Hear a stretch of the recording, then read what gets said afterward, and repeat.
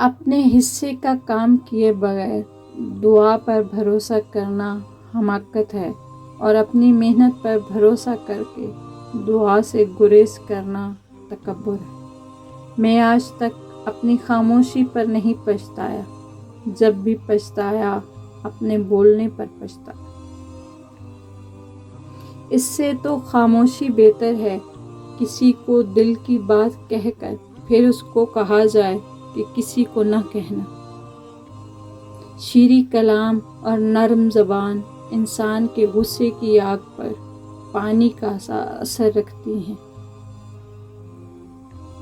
ہر وہ لڑکا جو استاد کی سختی نہیں جھیلتا، اسے زمانے کی سختیاں جھیلنا پڑتی ہیں۔ جو شخص دوسروں کے غم سے بے غم ہے، آدمی کہلانے کا مستحق نہیں۔ دشمن سے ہمیشہ بچو اور دوست سے اس وقت جب وہ تمہاری تعریف کرنے لگے۔ صبر رکھو، ہر چیز آسان ہونے سے پہلے مشکل ہوتی ہے۔ کسی کو اچھے عمل سے دلی خوشی دینا 1000 سجدے کرنے سے بہتر ہے۔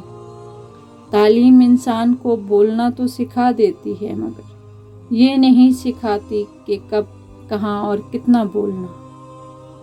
اگر تم چاہتے ہو کہ تمہارا نام باقی رہے تو اپنے بچوں کو اخلاق سکھاؤ۔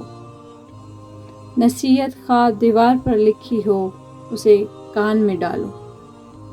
شیخ سعدی سے کسی نے پوچھا حال کیسا ہے؟